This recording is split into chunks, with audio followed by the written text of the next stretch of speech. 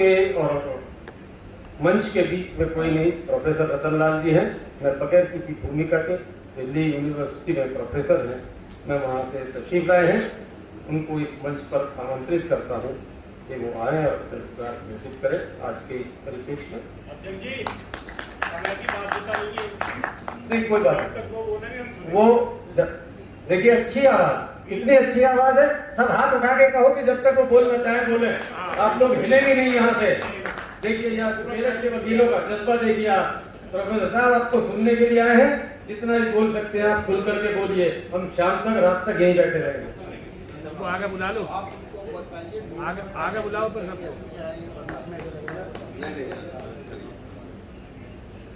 जब्बार साहब और पूरे आपकी टीम और जितने लर्नेड लॉयर्स एडवोकेट्स यहाँ बैठे, आप सबका शुक्रिया और आप सबको अम्बेडकर जयंती की बधाई।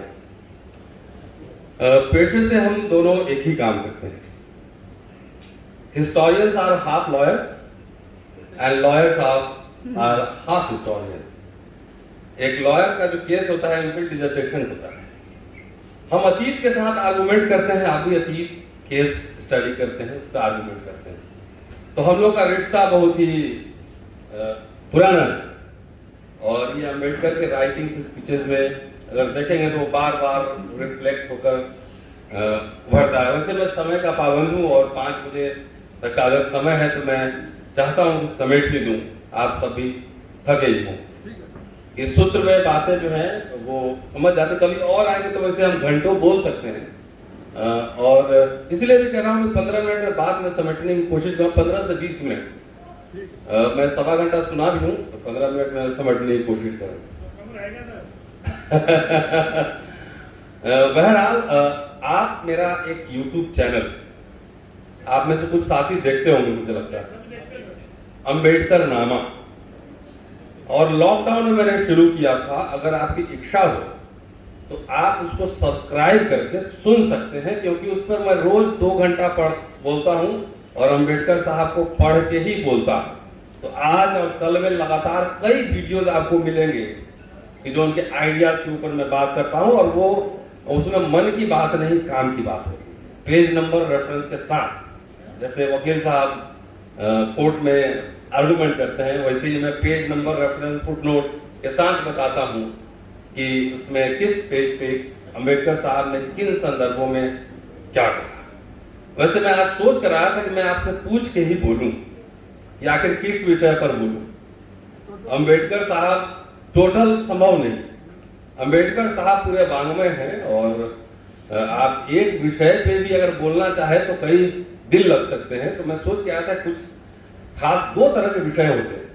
एक तो होता है कि एकदम जोश खरोश से बोलना कि हमें हुक्मरान बनना है, मुझे ये करना है, मुझे वो करना है, और एक होता है एकेडमिक कम पॉलिटिकल डिस्कशन। तो मैं समझता हूँ कि लर्नेड एडवोकेट्स की सभा है तो उस समय थोड़ा एकेडमिक कम पॉलिटिकल पंचेज हो तो ज्यादा बात होगी, क्योंकि हुक्मरान बनने के चक्कर में 70 साल में जो कुछ भी मिला था वो भी गवा दिया। तो सिर्फ ये कहने से कि हुक्मरान बनना है बात बनती नहीं। अगर आगरा का भाषण सुनेंगे 56 में जो आगरा में भाषण दिया था, उन्होंने कहा था कि पढ़ने लिखने का थोड़ा इंतजाम कर दिया, नौकरी का इंतजाम कर दिया, अब मुझे अपने गांव में रहने वाले जो सबसे दमित जनता है उनके लिए जीवन समर्पण कर रहा हूँ।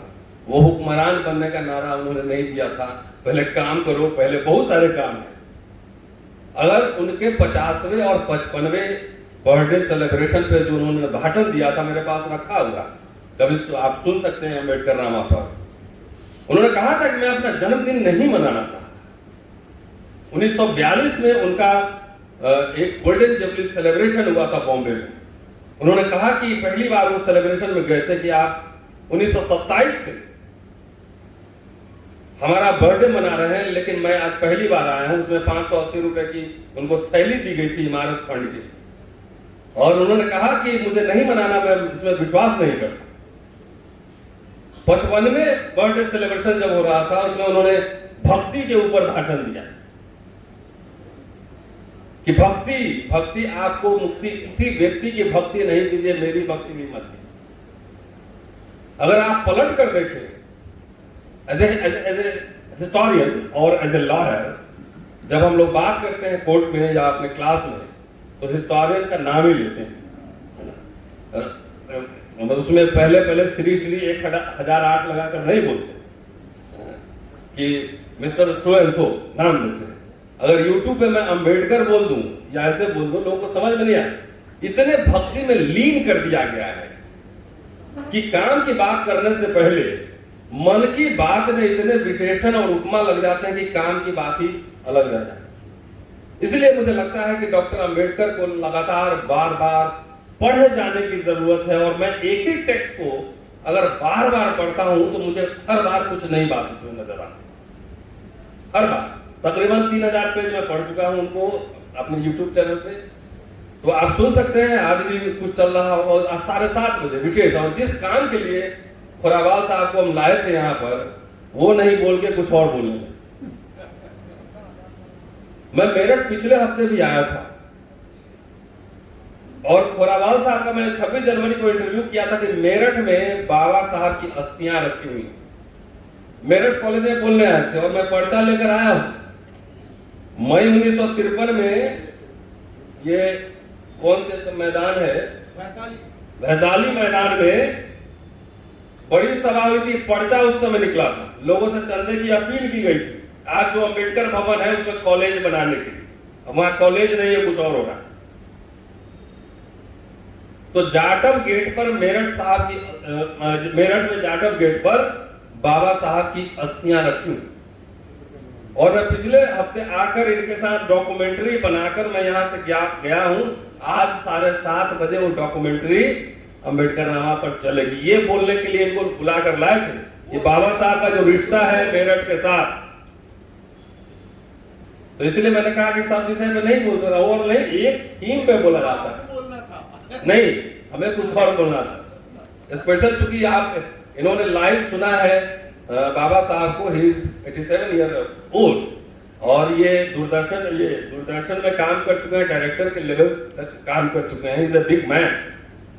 तो एनीवेज बहरहाल आप देख लीजिएगा। मैं एक दो खाली बात और रखना चाहता हूं कि देखिए, जिसको देखिए खास तौर से दलित बैकवर्ड बहुजन जमात में बाबा साहब ने कहा था कि दीवारों पे लिख दो शासक बनना है, हुक्मरान बनना है। उनसे पूछिए कि कहां उन्होंने कहा था। वो हर समय मजदूरों के लिए लड़ते रहे, मिनिमम वेज के लिए लड़ते रहे, जमीन के लिए लड़ते रहे, आरक्षण के लिए लड़ते हैं कि रिप्रेजेंटेशन मिले। कहां पे लिखा है कि बाबा साहब ने ये बोला था? जरा पेज नंबर बताइए। तो नहीं बताया।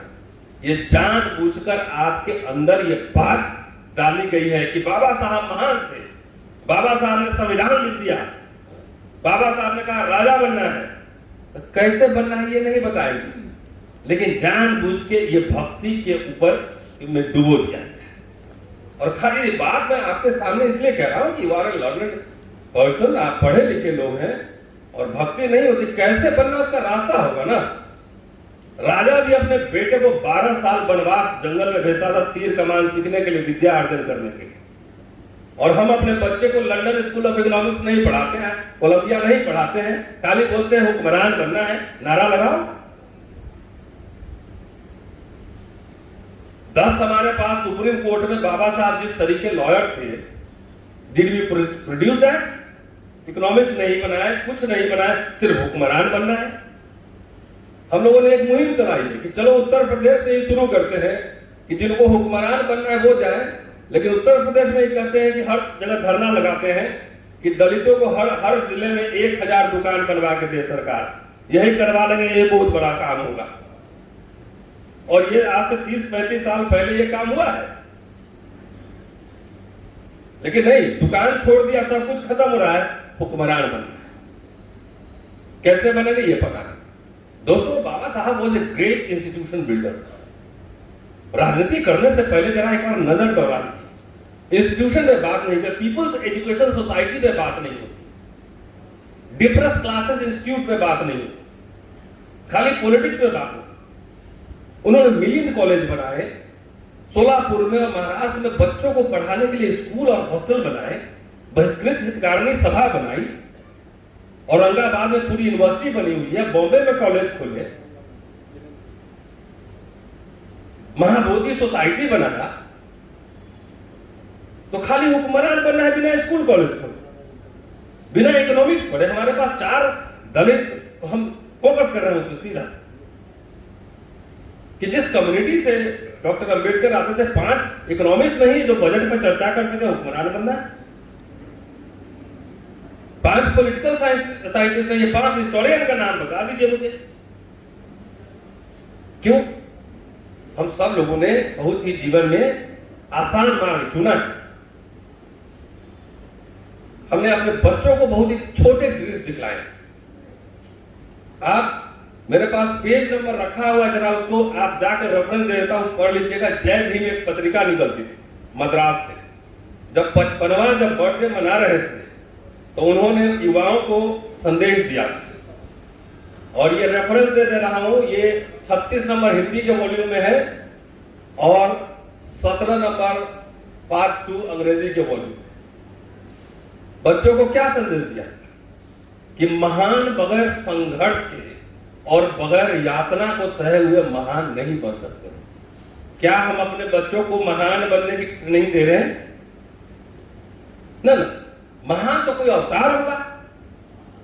हमारा बच्चा तो पढ़ेगा, बीए में करेगा, आईएएस पीसीएस करेगा, बढ़िया एक शादी हो जाएगी, लाइफ सेटल हो जाएगी और बस हो गया क्रांति। तो लाइफ सेटल का हम एक एक्सप्लेनेशन देते हैं कि सेट तो होता है, उस सीमेंट रोड़ी बजरी होता है, कहते हैं मसाला सेट हो गया, छत बनाते हैं। अगर आपका बच्चा, मेरा बच्चा 25 साल में सेट हो गया, इसका मतलब किसी काम का नहीं रहा। मर्द हो गया 25 साल में, खाली रिचुअल करना 70, 75, 80 साल में बाकी रहे।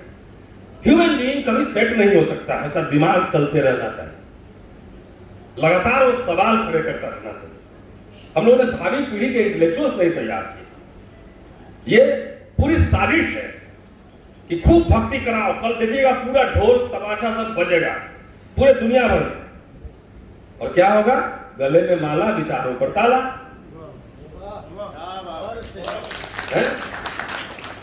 किताब पकड़ा दिया है, संविधान लेके घूम रहे हैं। संविधान बाबा साहब ने लिखा था, बाबा साहब महान थे, और धीरे धीरे 70 साल में उसके अंदर के पन्ने फाड़ दिए, कुछ बचा ही नहीं। बताइए क्या बचा है? बाबा साहब बहुत खुश नहीं थे इस संविधान से।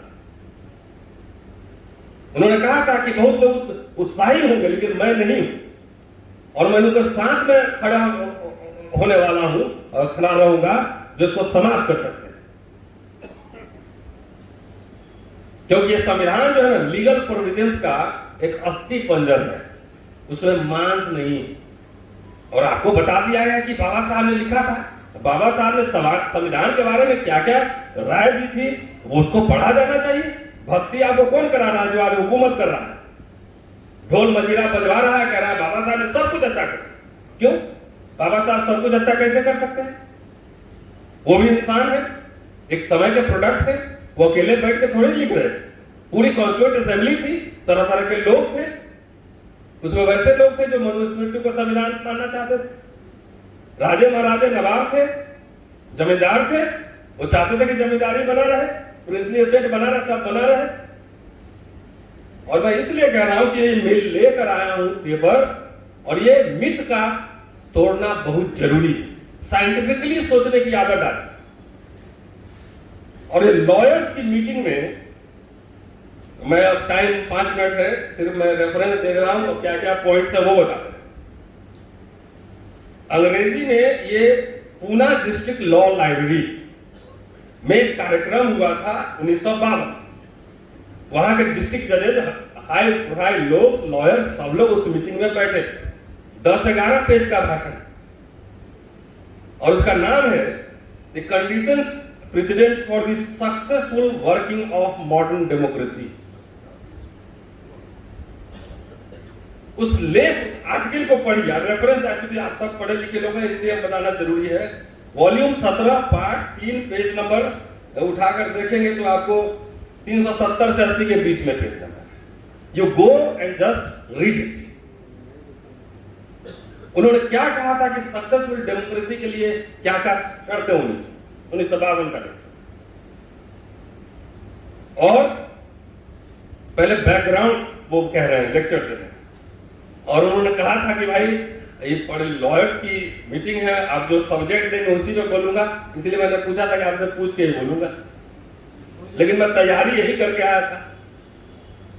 4 सब्जेक्ट दिए गए थे और 4 में से डॉक्टर अंबेडकर ने एक सब्जेक्ट ये चुना, और ये जानबूझ के चुना था क्योंकि ये रेलेवेंट है। इस भाषण को अगर पढ़िएगा तो आपको लगेगा कि आज जो कुछ हो रहा है वो सब बातें डॉक्टर अंबेडकर ने उस समय करी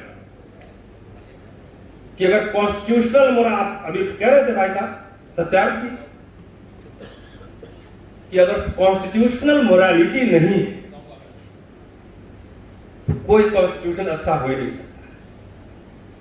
क्या अगर कॉन्स्टिट्यूशन में सब कुछ अच्छा रहता तो इलेक्शन कमीशन ऐसे काम करता रहता, मीडिया ऐसे काम करता, सरकारें ऐसे काम करती, ईडी और सीबीआई ऐसे काम करती। अभी 25 नवंबर 1949 के भाषण का जिक्र हुआ, जाहिर है उन्होंने कहा था कि उन्होंने कोई भी संविधान अच्छा या बुरा नहीं होता, लागू करने वाले लोगों की प्रकृति पर निर्भर करता है कि संविधान अच्छा होगा या बुरा होगा। अगर संविधान अच्छा हुआ और लागू करने वाले लोग बुरे हुए तो संविधान बुरा होगा, संविधान खराब है, लागू करने वाले लोग अच्छे हैं, संविधान अच्छा होगा। कॉन्स्टिट्यूशनल मोरालिटी पे इसलिए मैं बात रखना चाहता था कि वो समझिए, खाली आप सब लॉयर्स हैं, एडवोकेट्स हैं, मैं पढ़ाता हूं कि ऐसा नहीं, जो आपको ये पता बहुत अच्छा है दलितों पे हमले क्यों हो रहे हैं, गोमांस के नाम पर, गाय के भेड़ के नाम पर लोग काटे क्यों जा रहे हैं, असमानताएं, एक्यूट इनइक्वालिटीज नहीं होनी चाहिए। मजबूत विपक्ष हो और सरकार ऐसा ना हो कि उसको विंडिक्टिव हो, उसको दबाए। दूसरा पॉइंट, कानून और प्रशासन में समानता। तीसरा पॉइंट, कि कानून तो आप कह सकते हैं कि कानून तो बना हुआ है, कॉन्स्टिट्यूशन है, कानून बना है, लेकिन प्रशासन में समानता है। इस खास टोपी वाले जाएंगे थाना में तो उनका पहले एफआईआर होगा, और हमारे पास टोपी नहीं है, मेरा केस जेन्युइन भी है तो एफआईआर नहीं है। जुडिशरी जैसे काम कर रहे हो भी पता है। लोग कहते हैं जुडिशरी में क्यों नहीं बोले, डेमोक्रेसी में समीक्षा सबकी होती है।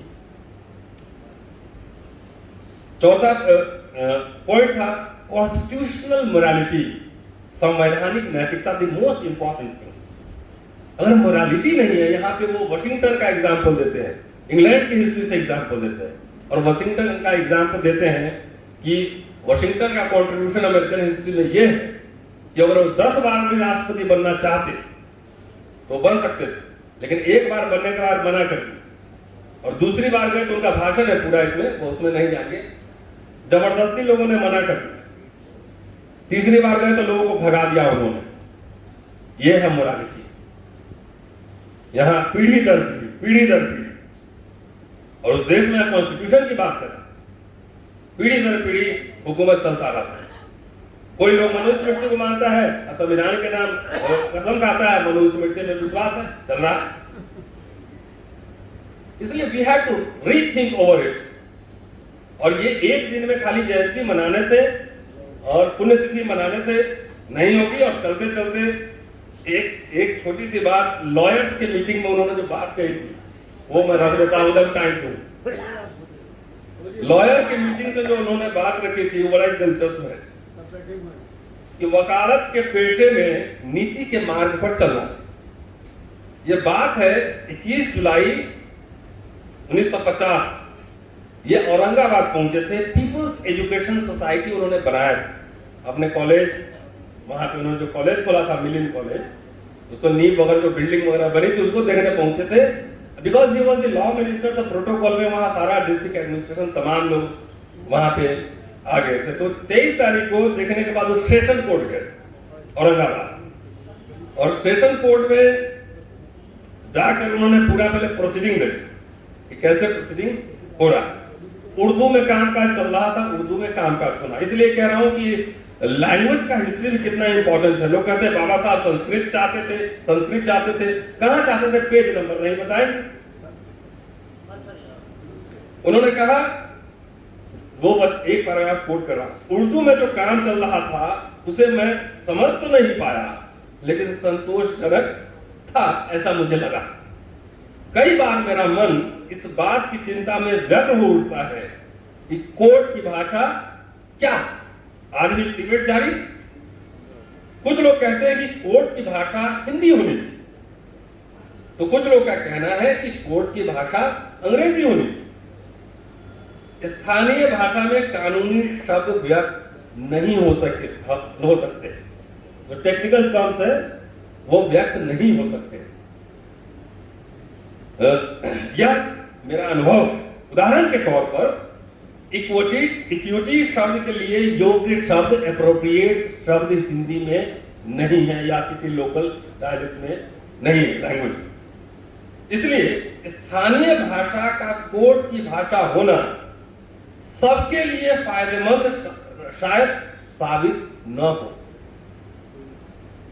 उससे कामकाज में कई मुश्किलें पैदा होंगी, अर्थात कई मुश्किलें पैदा होंगी। और ये आपके लिए पॉइंट, मुझे वकील का पेशा बहुत पसंद है। He was barrister also. लेकिन लोगों में इस पेशे के लिए आदर की भावना नहीं। भारत में वकीलों पर कई आरोप लगाए जाते हैं। केंद्र सरकार से मुक्त होने के बाद, मतलब लॉ मिनिस्ट्री से मुक्त होने के बाद, मैं इसी पेशे को अपना जीवन समर्पित करने वाला हूं। आज इस देश में लायक वकील बहुत कम है। ये फैक्ट है। हम लोग बच्चे को लॉयर नहीं बनाना चाहते, फैक्ट। सबको सिर्फ आईएएस और इंजीनियर और डॉक्टर, इसके अलावा दुनिया खत्म है, सब कुछ और कुछ है ही। और जबकि आपके आपके आपके पीछे इतना बड़ा इतिहास है, पूरा नेशनल मूवमेंट जो चला, सब बड़े बड़े लीडर्स जो है वो सब लॉयर थे, बैरिस्टर थे। मैंने पीएचडी किया है काशी प्रसाद जायसवाल पर, वो ऑक्सफोर्ड से बैरिस्टर थे, उनके ऊपर 6 किताबें मैंने पब्लिश किए। तो कुछ और काम की बात होगी, लेकिन तभी मैं 20-25 मिनट बोल ही दिया। तो बात यह है कि उस समय में वो वकील राजनीति करते थे, लेकिन कोट उतार कर राजनीति करते थे। जब कोट पहनते थे तो न्याय के लिए अदालत में जाते थे। आज इस बात की समीक्षा होनी चाहिए कि बड़े बड़े लॉयर्स मैं दिल्ली में देखता हूं, कोट उतार कर राजनीति नहीं करते हैं, कोट पहन कर राजनीति करते हैं। तो राजनीति में क्या करते हैं ये मुझे कहने की जरूरत नहीं है, मुझसे बेहतर आप सब जानते हैं। शुक्रिया, जय भीम। फिर मिलते हैं बहुत जल्दी, कोशिश करेंगे कभी लंबे वक्त के लिए। शुक्रिया, थैंक यू। मैं भाई राजकुमार जी से भी दरखास्त करूंगा कि वो मंच पे आ जाए थोड़ी देर के लिए।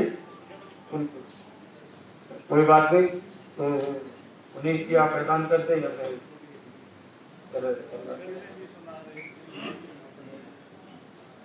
साथियों, हमने हमारे विशेष जो अतिथि आए हैं उनको कुछ मोमेंटो का प्रबंध किया है। मैं साथी के बाद अपने अतिथि से मैं कोशिश करूंगा कि वो प्रोफेसर रतन लाल जी को एक ये मोमेंटो देकर सम्मानित करें।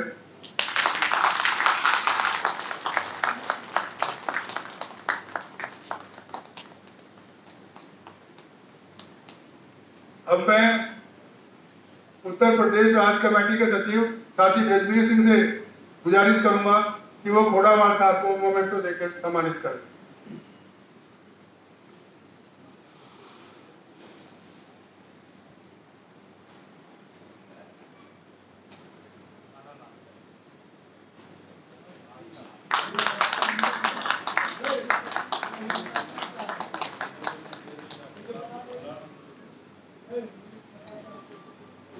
हमारे बीच में एक बच्ची इतनी हिम्मत करके बोलती है आकर के, हम उसको समृद्धि भारती को भी हम ये चाहेंगे कि एक मोमेंटो दे दें।